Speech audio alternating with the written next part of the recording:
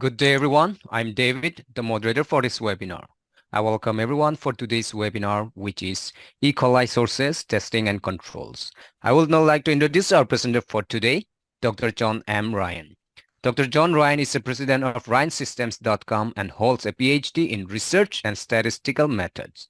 For more than 25 years, he has implemented quality control systems for international corporations in the United States and worldwide. I would now like to hand over the floor to the speaker. Over to you, John. All right, thank you. Welcome, folks. We're going to talk about this nasty little thing called E. coli today. Maybe I have it. Who knows? And we're going to go through testing and where it comes from and some controls.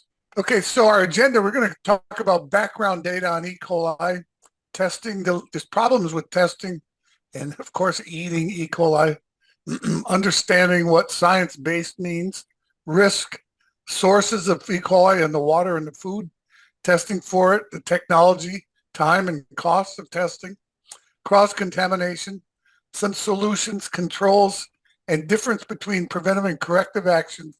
And then I'm going to talk about recall and post-infection issues and preventive planning, okay? Because this whole thing is a loop, right? Okay, I'll talk about FSMA rules a little bit. Food Safety Modernization Act. Okay, some issues about testing. So here we have the eating dilemma. We want to be healthier. We eat more fresh fruits and vegetables, less fat and less sugars. Let's look at some data. Just an example. How to get there? Well, let's look at some sampling data. Here's a number of different things for you to look at. Multi-state outbreak of common pathogens on produce. Look at this, what we see commonly. Look at E. coli for a minute.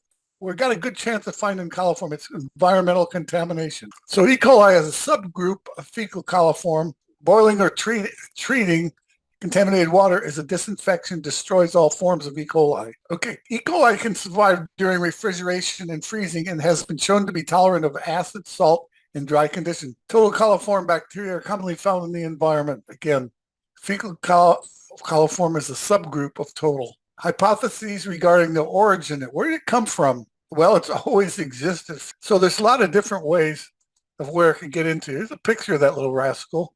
Okay, so let's talk about risk for a minute. Now, we know it's nasty. We know it's out there. It's going to get you. Establish evidence that groundwater used on their crops is safe and adequate sanitary quality. So this brings us around to some basic stuff under FSMA. You have to write a food safety plan if you haven't done it. And that plan has got to be accepted by upper management, right? Signed by them. And so they're responsible. Mandatory produce safety standards, proposed rules. And there's a bunch of them. I'm just going to list them here. And the most recent one to pass was lot level traceability. Okay, timeline for reporting cases of E. coli infection. You can see that if I went into, a restaurant, I picked something up in that restaurant. Okay, so this used to be what the feds were. Okay, here's our E. coli stuff in here. More data. Foodborne outbreak-related cases. Now, you typically, when the feds come out, or the news comes out, they're going to show you data like this. Here's another example. Now, where's it come from? It lives in the guts of cattle, goats, sheep, deer, and elk. Okay, so let's take a look at this. This is the spread factor, what the supply chain looks like. Well, here's a supply chain.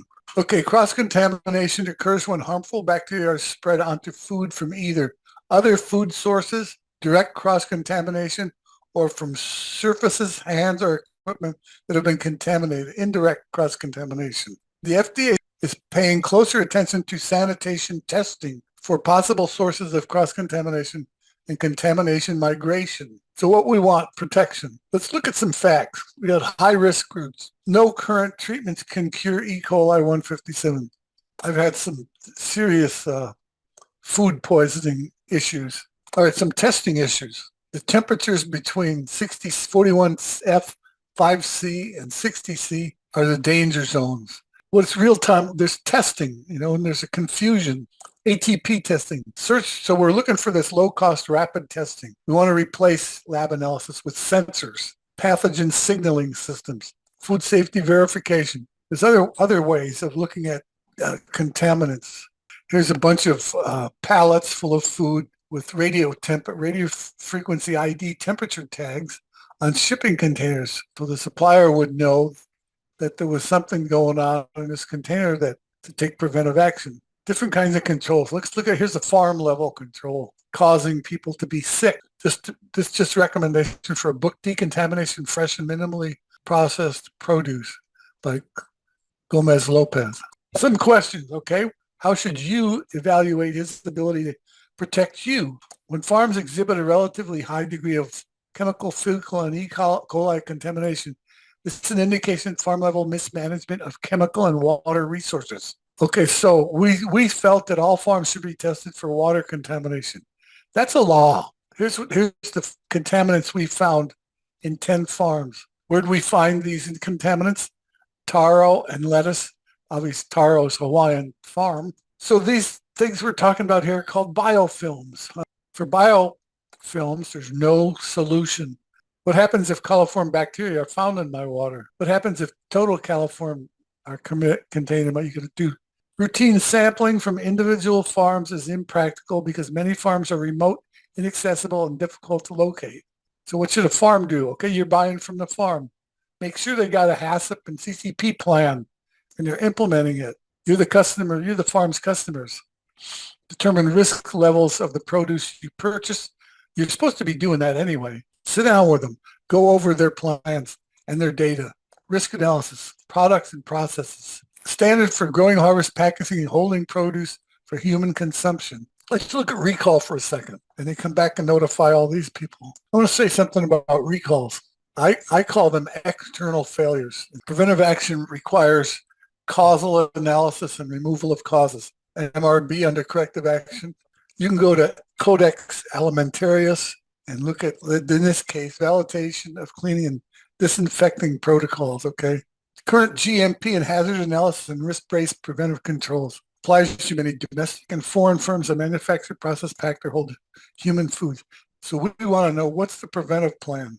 So some decontamination words I want to throw at you. There's just there's a couple of books I've written on these topics. And the other one is a guide to food safety and quality during transportation. I've written another one on. Thank you. Okay, folks, we went through a lot of information, get some answers. So go out, seek guidance, and come up with a plan that keeps your company safe and keeps the public safe. And thanks for attending. Appreciate it. See you in the next webinar.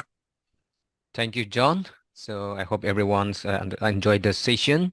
So that does conclude the session for today. Thank you everyone for participating. You may all disconnect now. Have a wonderful day ahead.